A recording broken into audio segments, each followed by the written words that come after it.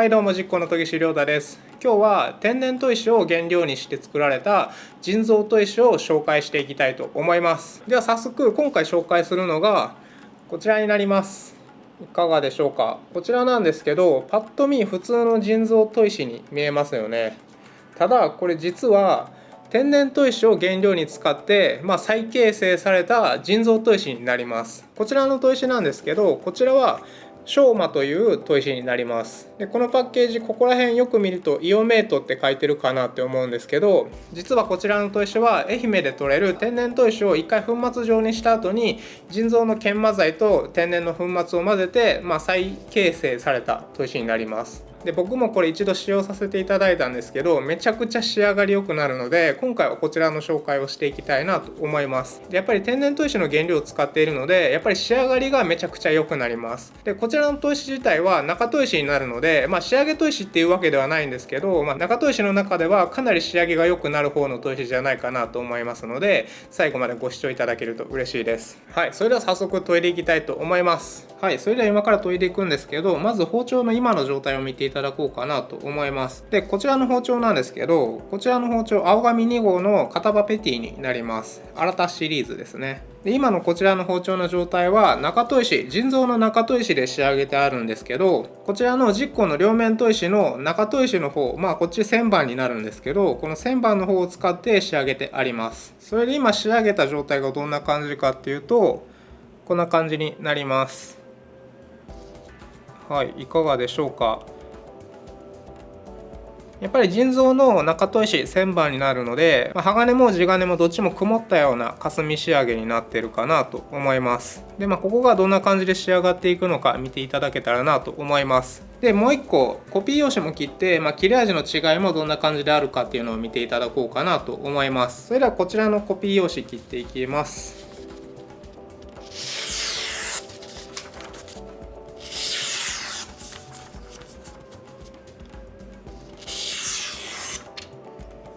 はい、こちらが旋盤中砥石で仕上げた状態の切れ味になります。それとあと顕微鏡でも撮ったので、後で比較形式で見ていただけたらなと思います。それではこちらの天然の原料を使った人造砥石で研いでいきたいと思います。はい、でちょっと面直しで泥出しもしてみたんですけど、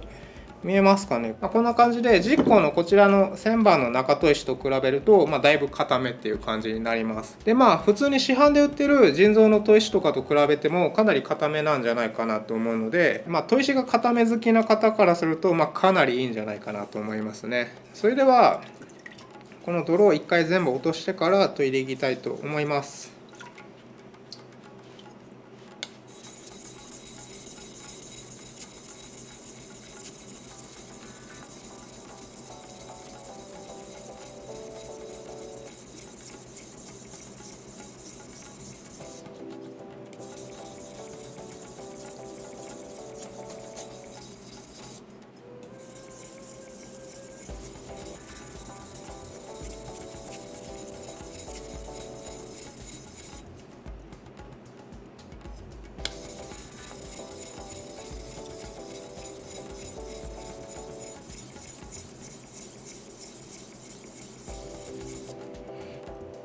はい、いかがでしょうか。こんな感じで研ぎ汁も結構さっと出てきてくれて、かなり研ぎやすいですね。で研いでる感じも、引っかかりが多いとかはなくて、結構滑らかな感じなんですけど、しっかりと削ってくれるような感じになっています。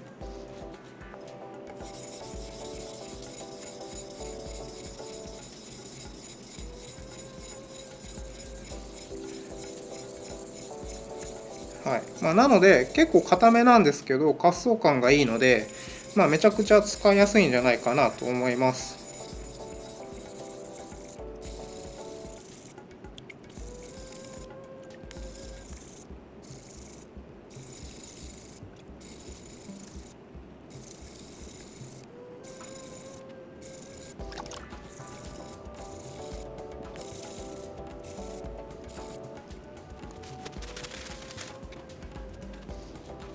はい、ということでサクッと切り葉研いでみたんですけど、いかがでしょうか。いやかなり綺麗なんじゃないかなと思います。でこんな感じでこちらの砥石では地金のとこが曇って鋼のとこが光ってくれるので、めちゃくちゃいい感じの仕上がりになってるんじゃないかなと思います。なので、仕上がりの見た目的には結構本当にイオメイトに近いような仕上がりになっているかなと思います。でイオメイトの中でも小梅とかに近いような仕上がりかなという感じですね。このかすみ仕上げ好きな方にはめちゃくちゃ刺さるんじゃないかなっていう感じの仕上げになってますね。それでは次小葉漬けしていきたいと思います。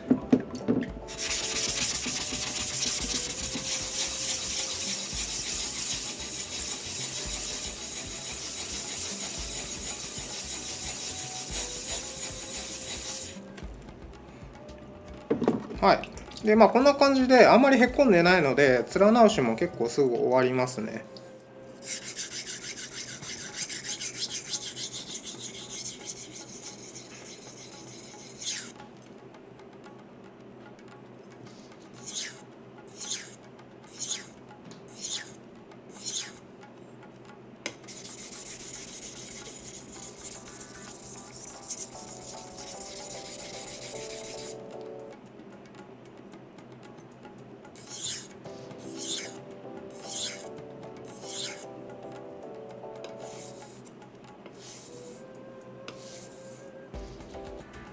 はい、ということでこれで小葉漬けも終わりました。はい、ということで最初の角度からもう一度仕上げを見ていただきたいなと思います。はい、こんな感じです。いかがでしょうか。めちゃくちゃ綺麗ですよね。で僕普通の旋盤の仕上げの見た目もめっちゃ好きなんですけど、こちらは地金と鋼がはっきり分かれててめっちゃみんなに好みな見た目なんじゃないかなと思います。それでは続いてはこちらのコピー用紙切っていきます。それでコピー用紙切る前にバリ取りし忘れてたので最後こちらの新聞紙でバリ取りだけしていきます。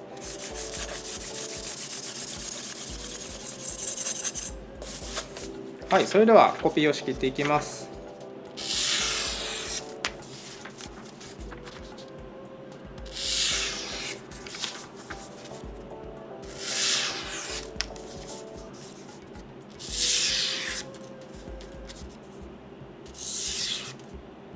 はい、ということで切れ味はこんな感じになったんですけどいかがだったでしょうか。切れ味に関してはかなり似たような切れ味かなとは思うんですけど、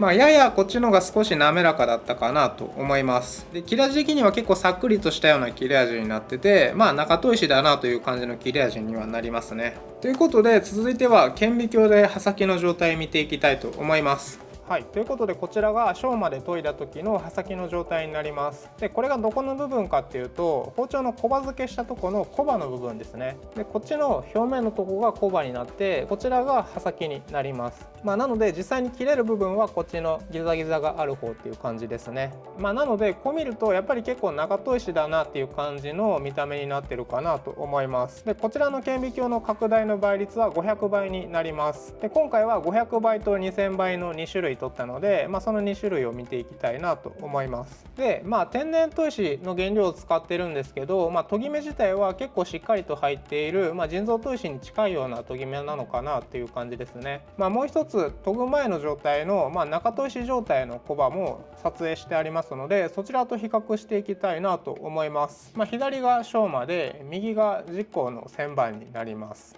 こう見ると、かなり似てるかなと思いますね。こっちの小刃の表面に関しては、そんなに大きくは変わってこないかなっていう感じになってます。それでこちらの刃先のこの刃線の部分なんですけど、ここはこちらの小刃の天然砥石原料に使った方が、ややギザギザが細かいかなっていう感じになってますね。で腎臓の旋盤の方は、結構ギザギザが大きいような感じになっています。なのでこの刃先のギザギザ具合が細かいのでやっぱり小刃の方がちょっと切れ味がいいんじゃないかなという感じになっています。続いては2000倍がどんな感じになるのか見ていきたいなと思います。ということでこちらが2000倍の写真になりましてこちらが小刃の仕上げた状態になります。こう見ると研ぎ目も結構しっかり入ってるなっていう感じで、刃先のギザギザは、こんな感じで大きいギザギザがあるんですけど、その大きいギザギザの中にもさらに細かいギザギザがあるようなのが分かるんじゃないかなと思います。ということで続いては比較していきたいなと思います。いかがでしょうか。左が小刃で右が腎臓の旋盤になります。やっぱり2000倍で見ても研ぎ目の深さっていうのは、そんなに大きくは変わってこないかなという感じになってますね。であと刃先の状態は見比べると、やっぱりやや小刃の方が細かいかなっていう感じです。こんな感じでちょっとずらせるんですけど、中砥石、この右側の中砥石の方が、この大きいギザギザが多いような感じがあります。それに対してしょうまはこっちの中砥石よりもギザギザが細かいかなっていう感じですね。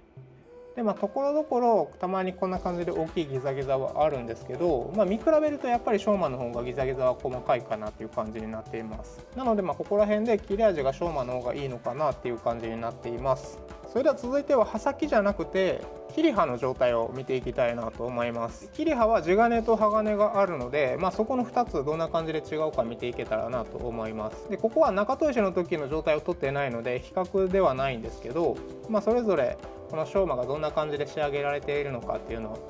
見れたらなと思います。まず地金の方から見ていきたいなと思います。はい、こんな感じになります。これが地金の部分の研ぎ目になります。さっきのやっぱ小刃付けと比べるとやっぱ面で当たっているので、研磨力もソフトになってくれるので、かなり研ぎ目も浅くなってるんじゃないかなと思います。で地金なので、この線がこの線っぽく入るんじゃなくて、このなんかまだらに霞仕上げっぽくなってるのがわかるかなと思います。はい、それでは続いては